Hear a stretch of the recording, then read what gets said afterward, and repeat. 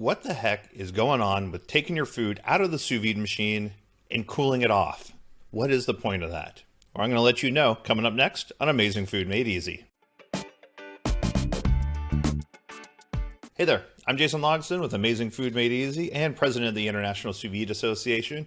And today I want to talk to you about why you might want to consider cooling your food after you sous vide it.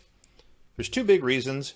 The first is for food storage. If you're doing food prep, you can cook your food sous vide, cool it off in some cold water or an ice bath, then put it in the fridge for several days or even weeks before you want to heat it back up and eat it.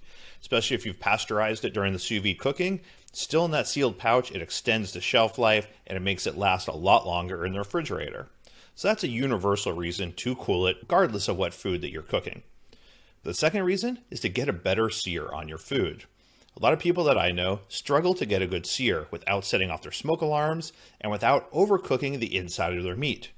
If you take your food out of the sous vide machine and it's perfectly cooked, then you throw it on a hot pan, it's hard not to raise the inside of that meat, and now you're overcooking it. But if you chill it off, if you cool it first, then you extend your searing time, which makes it much easier to get a great crust without undoing a lot of the work you just did with the sous vide process. What we're talking about in this video isn't required. You don't have to chill your food before searing it, but it is something you can turn to, one more tool in your toolkit if you are struggling to get a good sear. There's a lot of different ways you can cool it. At the most basic level, you can let it sit on your counter for 10 to 15 minutes. I almost always do this because it helps my sear be that much better.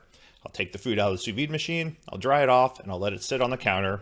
Then when I'm ready to sear it, after I'm done making the sides and the sauces and such, I can throw it in the pan to get a little bit longer sear on it.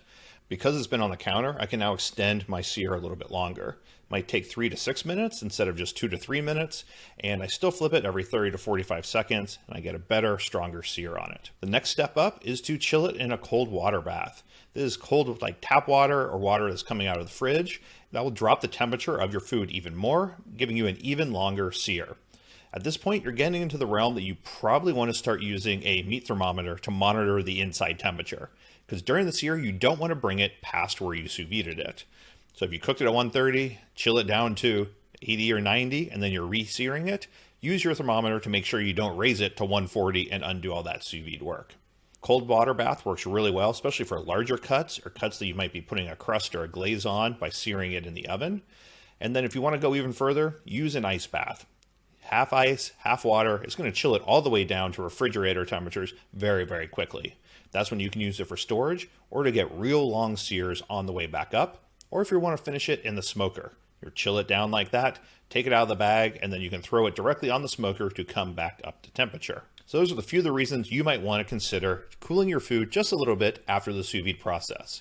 Helps you extend that sear, get a better crust, and add the maximum flavor you can to your food. Till next time, I'm Jason Logsdon.